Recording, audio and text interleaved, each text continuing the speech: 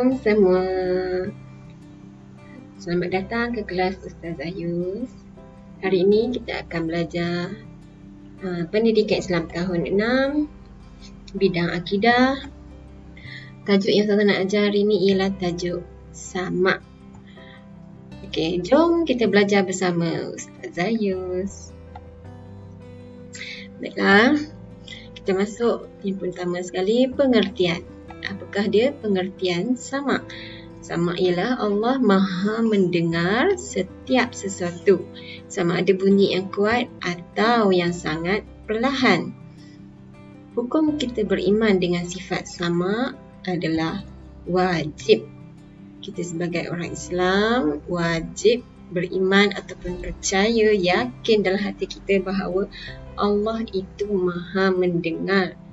Dengan sebab itu kita akan berhati-hati, kita perlu berhati-hati menjaga segala pertuturan kita walaupun kita berkata-kata hanya dari dalam hati. Okey, seterusnya kita tengok pula dalil nakli. Apakah dalil nakli yang mengatakan Allah itu bersifat sama'? Okey, dalil nakli boleh diambil daripada surah Al-Baqarah ayat 224. A'udzubillahi minasyaitonirrajim. Wallahu sami'un alim. Allah berfirman yang bermaksud, dan ingatlah Allah sentiasa mendengar lagi sentiasa mengetahui. Baiklah, tadi dalil nakli, sekarang kita masuk pula kepada dalil akli. Dalil akli yang mengatakan Allah itu bersifat sama' ialah Allah memiliki semua sifat kesempurnaan dan kemuliaan. Oleh itu, mustahil Allah bersifat kekurangan seperti tidak boleh mendengar. Mustahil Allah sebagai Tuhan ada kekurangan. Macam makhluk pula kan, macam kita manusia yang ada yang boleh mendengar dan ada yang tidak boleh mendengar, sebab itu sifat manusia dia ada kekurangan. Tetapi sebagai Tuhan Allah tidak ada kekurangan, jadi Allah mustahil bersifat kekurangan. Okey, seterusnya kita tengok pula kepada kesan. Okey, apakah kesan jika kita meyakini Allah itu Maha mendengar? Okey, kesan pertama, kita akan menjaga pertuturan dan bisikan hati. Kita akan berhati-hati dengan lidah kita, hati kita, supaya tidak berkata yang sesuka hati. Yang kedua, kita akan sentiasa berdoa memohon pertolongan Allah, sebab kita tahu Allah itu Maha mendengar.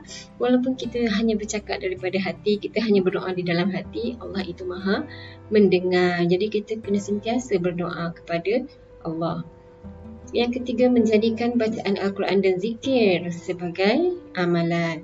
Kita akan sentiasa, bila kita beriman dengan sifat sama', kita akan sentiasa menjadikan amalan kita, iaitu membaca Al-Quran dan juga berzikir, sebab kita tahu Allah itu Maha mendengar.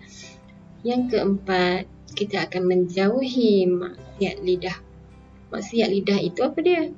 Termasuklah mengumpat, berkata bohong, mencaci orang, berkata perkara-perkara yang tidak baik, mencarut dan sebagainya.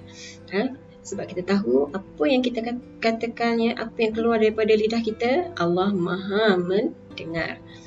Okey, yang terakhir, kesannya kita akan diberkati Allah, hidup kita akan diberkati. Kat dunia ini kita hidup, apa lagi yang kita mahukan melainkan keberkatan daripada Allah Ta'ala, sebab dari situlah kita menuju kepada alam akhirat nanti. Jika Allah berkati, insya-Allah Allah sediakan kita syurga di sana.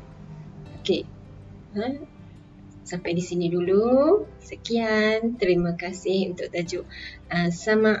Mudah-mudahan memberi manfaat kepada semua. Baiklah, jumpa lagi di lain masa. Assalamualaikum.